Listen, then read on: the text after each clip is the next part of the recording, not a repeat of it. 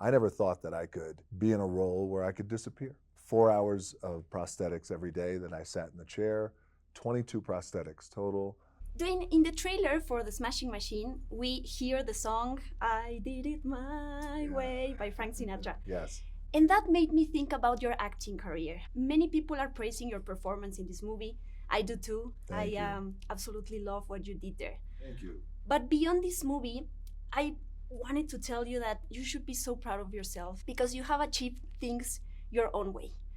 And because of your generosity and your charisma, and besides the ups and downs at the box office, you are here because of what you've done before. And I just wanted to tell you, you should be so proud of yourself. Thank you Very, so very proud. much. Oh, I really appreciate that. Yeah, of course. Thank you.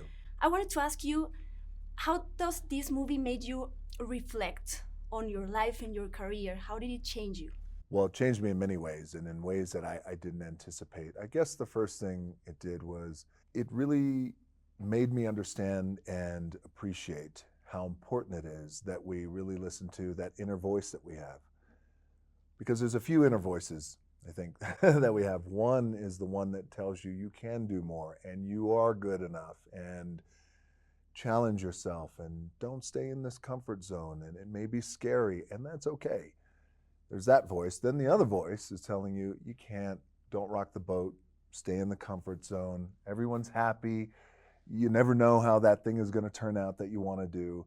So, they battle often. And I think ultimately, one of the things that this film has taught me is listen to the voice that says, hey, I know it's scary, but you should do it anyway. And that's okay. And you'll be better for it, regardless if the thing fails or it succeeds or whatever it is.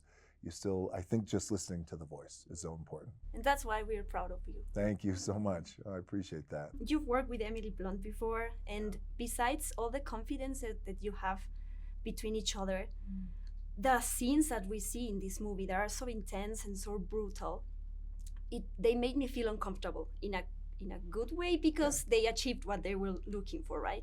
But what did you feel being there with an actress, with a friend that you know, seeing her achieving these like brutal scenes? How did you feel? I was, it was so gratifying as an actor, because it was the first for me, play a part and be in this role that was so intense and raw and fighting with someone who you love.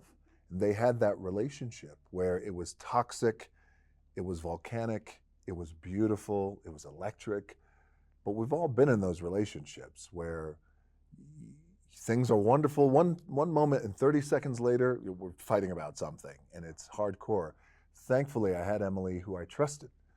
We've known each other for such a long time, and I think because we've known each other for a long time, it's the trust that gave us the confidence, and it's the confidence, I think, that allowed us to be really vulnerable and in a way like collapse, in each other's arms. And also you mentioned it felt like, that's a compliment when you say, I felt like I should have been watching some of these scenes, but that's a compliment, I think, to Benny Safdie and how he shot these scenes, because he really wanted the camera to feel like it was just prowling and almost like violating the couple's space. Like, I don't know if I should be watching that. And so that's really a testament to Benny. I want to praise the guys that are behind the prosthetics. They did a very good job. And I stopped seeing you and I saw Mark Kerr. Oh, beautiful. Can you recall the first time where you forget about all these things that you were wearing and you felt like Mark Kerr? Yes, I can. Thank you for bringing that up and giving them their flowers. That's Kazuhiro, who's our Oscar-nominated, multi-time, Oscar-winning, prosthetic makeup artist.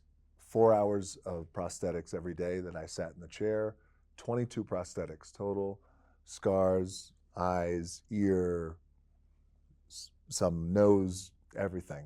On day one, when we were done and I walked to set for the first time, that was it. I knew, like, I was Mark and I was living in Mark's skin. And I never knew the power of prosthetics and how, as an actor, it's a beautiful revelation when you can have these applied. You sit there for hours and hours. So I was on my phone, I would look up and a little bit had changed. I'd look down, work some more. An hour later, I'd look up, more was changed. Work another 45 minutes, I'd look up, and before you know it, I would look up after 4 hours, and I was gone. I was elsewhere. And it helped me so much because also for me, I never thought that I could be in a role where I could disappear, where I could just disappear. And it was so satisfying to me. And that's why I'm going to work with Benny again, where I get a chance to disappear again. We're going to work with Kazu again. And so where I play a 75-year-old man, who's going to be good. It's called Lizard Music.